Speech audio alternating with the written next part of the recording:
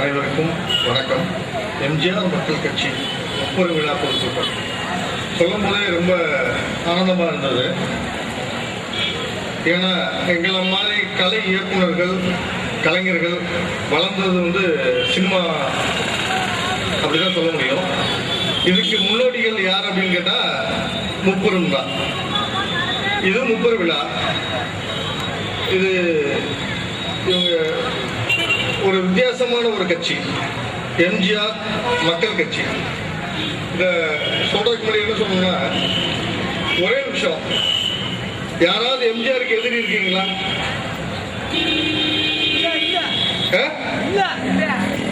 சரி, இன்னைக்கு முதலமைச்சர் கலைஞர் அவர்கள் எம்ஜிஆருடைய எதிரியா?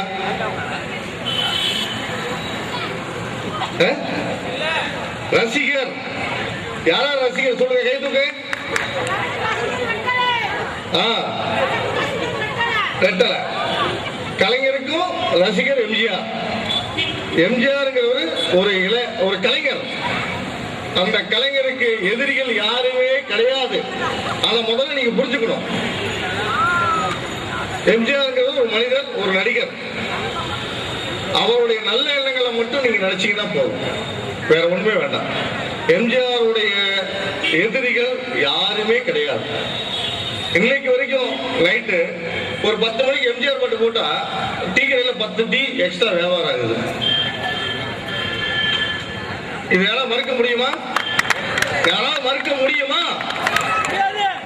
ஆனா ஒரு சினிமா கலைஞனுக்கு உண்டான விஷயங்கள் அதுதான். நான் ஒரு சினிமால சாதாரண ஒரு சின்ன டைரக்டர். இன்னும் நான் வளர்ந்து வரல.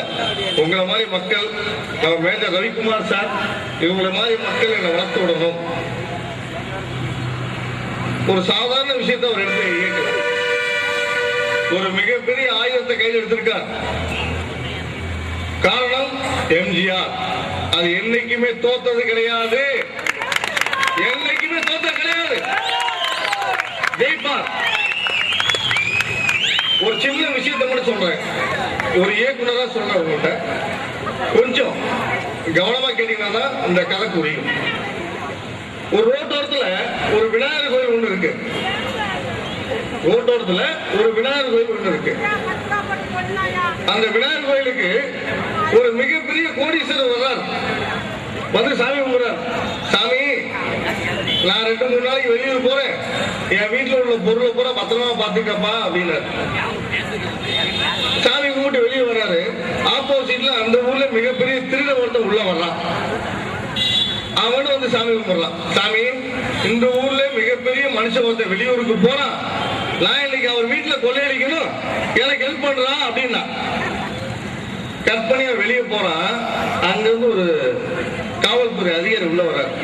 அப்பா சாமி, என் ஊர்லயே ஒரே ஒரு திருடனை மட்டும் பிடிக்க முடியல, இவன் எப்படியாவது பிடிக்க வேண்டாம் சாமி அப்படின்னு சாமி கும்பிட்டு வெளியே வர்றாரு.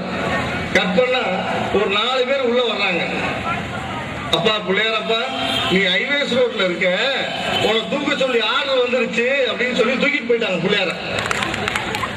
எப்படி? பிள்ளையார தூக்கிட்டு போயிட்டாங்க.